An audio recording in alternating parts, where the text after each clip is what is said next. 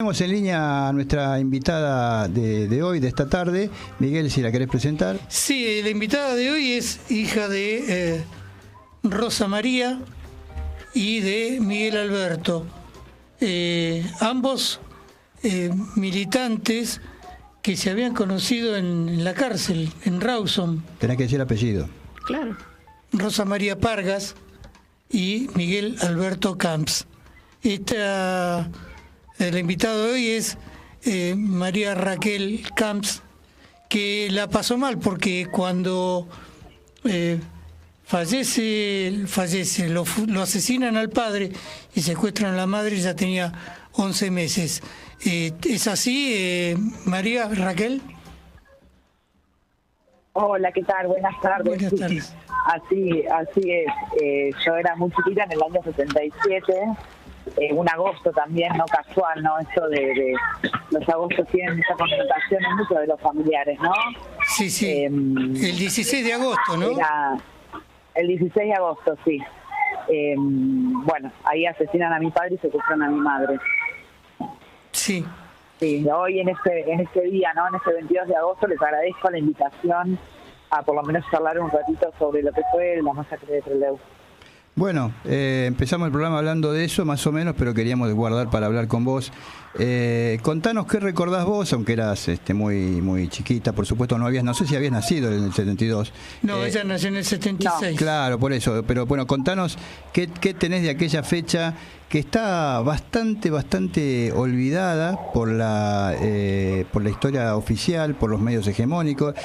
Recordemos que la masacre de Napalpí tardó 100 años en que se juzgue. Bueno, acá ya se juzgó y no tardó tanto, pero hay como temas que tratan de taparse y de olvidarse, ¿no? Aparte, Raquel, en representación de un grupo de herederos o sobrevivientes o, no sé, familiares de asesinados en Trelew, de fusilados, lograste un juicio contra el marino Bravo, ¿no?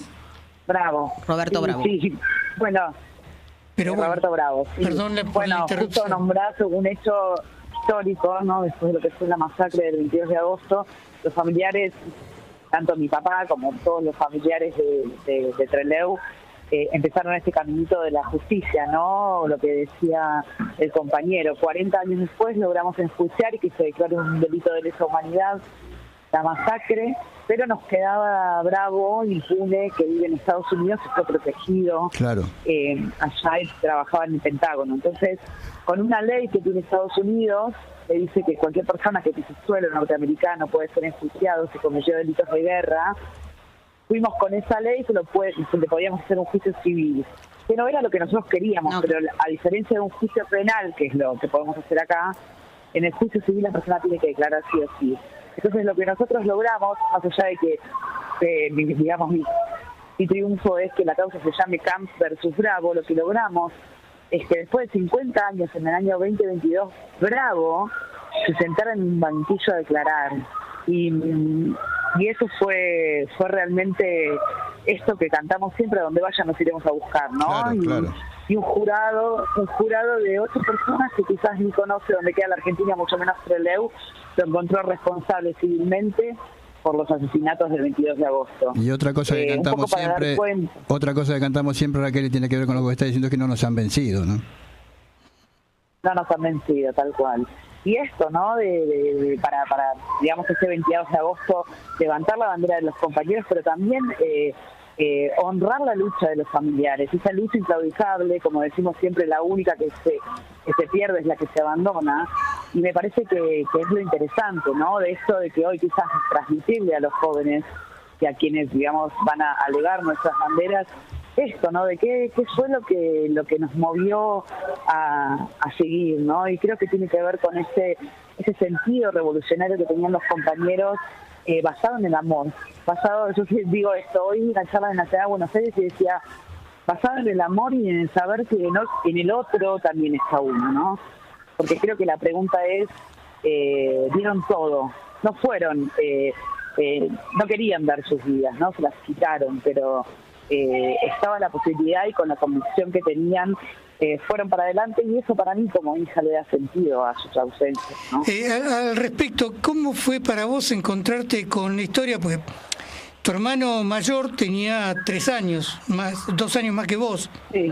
¿Y cómo fue ir construyendo esa historia, la de tus viejos, a pesar de el olvido y el silenciamiento de la sociedad e incluso también de la familia, ¿no? ¿Cómo fue para vos ir construyendo todo eso? ¿Con qué te encontraste? ¿Qué es lo que ves de tu viejo y de tu vieja? Durante muchos años yo no tuve el relato de mis padres. En mi casa no se hablaba por miedo, por dolor.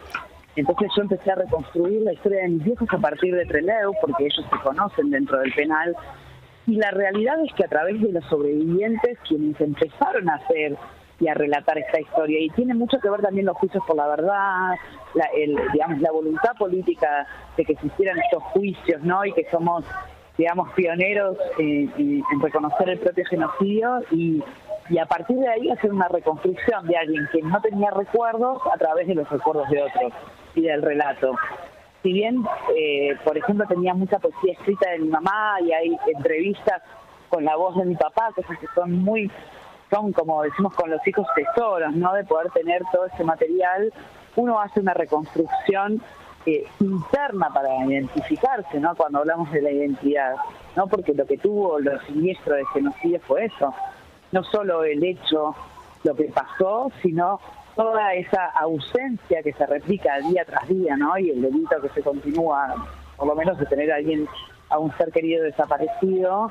Y bueno, pero pienso que esto, ¿no? No pudieron con nosotros, no pudieron con nuestra fuerza y con el legado de la justicia. Raquel, Mariana te saluda. Te consulto, ¿cómo vivís estos tiempos en los que se bastardea todo el tiempo el proceso de memoria, verdad y justicia, no solamente de las cosas que pasaron durante la dictadura, sino obviamente hechos como la masacre de Trelew? ¿Cómo se vive? Porque realmente es ofensivo, es insultante. Es difícil después de haber trabajado y puesto tanto de la vida y el tiempo de uno, llegar a este momento en donde que creíamos que estaba todo dicho, volver otra vez. Pero las fuerzas no nos faltan nunca. Nosotros nos vamos a seguir levantando sus voces, y es complicado. De hecho, una noticia salió hace unas semanas en donde Bravo, genocida de la masacre de Trelew, estaba impune, bancaba económicamente la ONG que tiene Villarroel sobre la verdad completa o no sé qué, ¿no? Entonces, esto, ¿no? Cuando ya pasó, cuando pusieron los números, bueno, tenemos que volver a decir que no vamos a dejar que nunca más suceda esto, y seguir siendo las voces y legar también esas voces, ¿no? Sí. Perdón. Raquel, perdón. Patricia te saluda. Mira, yo conozco, Raquel, de tu compromiso, o sea, yo te conozco tu compromiso, tu entereza, y la pregunta que te quería hacer es más o menos lo que recién dijo Miguel, pero más exactamente te quería preguntar, si vos no tuviste ni tu papá ni tu mamá por lo que pasó y eras tan pequeñita, vos tenés un año más o un año menos que mi hija, porque vos tenés, naciste en el 45, nació mi hija, vos en el 75, digo.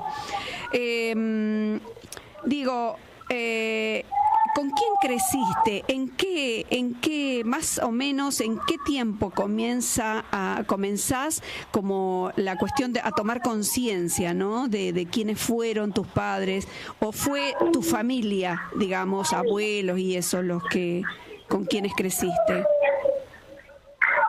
No, y un poco, bueno, sí, qué buena pregunta. Un poco la construcción la empecé a hacer desde mis inquietudes como adolescente, en la adolescencia, apenas animándome a preguntar a mis abuelos, porque sabía que algo había pasado, que no había muerto en un accidente de auto, como me decían, pero tampoco estaban preparados quizás para hablar, ¿no? Entonces, un poco preguntándoles más que nada a los hermanos de mis papás, que quizás estaban más dispuestos, ¿no? O más frescos, no sé, o un poco menos doloroso. No sé si menos doloroso, pero como que fui por ahí, por los hermanos de mis viejos y después por los compañeros.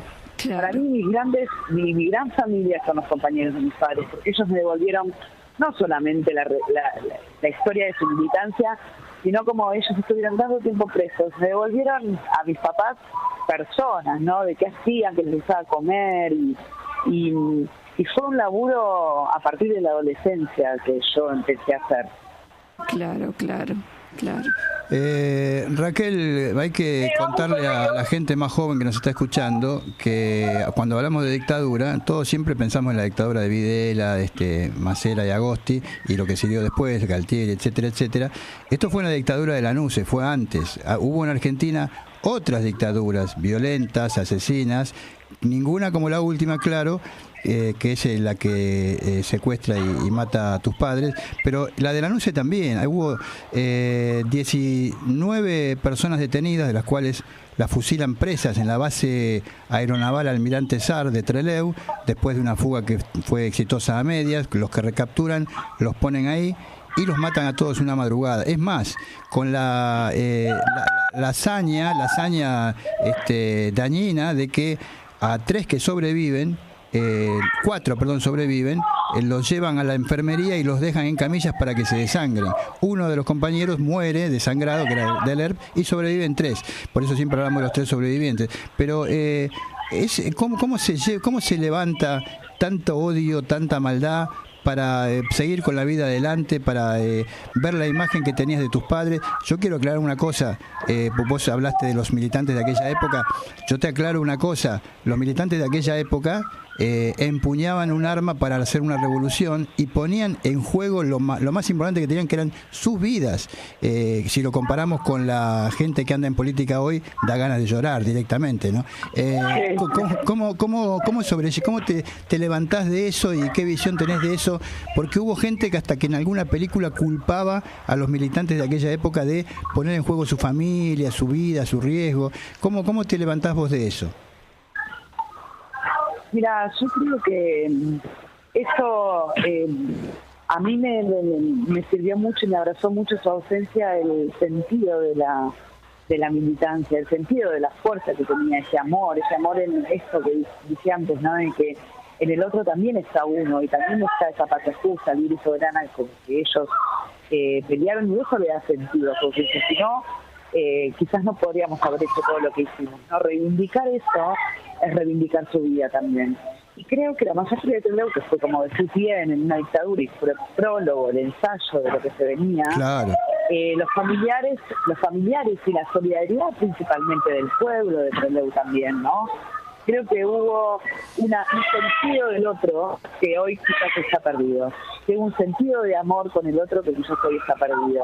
Y nosotros nos unimos a través de ese dolor y nos dio la fuerza para seguir. Y yo vine después, pero los familiares han hecho cosas increíblemente impensadas, como abrir un cajón con un ser querido muerto y sacar una foto para saber y dar cuenta de que eso no había sido un intento de fuga.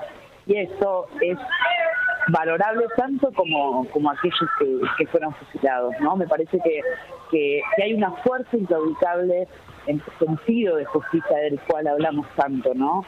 De la memoria y la verdad, pero ese sentido de justicia, de ir a buscarlo al genocida de Estados Unidos, de en ese momento abrir los cajones para poder sacar fotos, como hizo el hermano de Ulla, que sirvió para el juicio de penal, para el juicio civil, la autopsia que hicieron los compañeros cuando vieron el cajón de Capelo y fueron detallando punto por punto con fotos allá en ese velorio que se hizo en la calle de Avenida La Plata, donde entraron con tanquetas y se querían llevar los cajones, los milicos.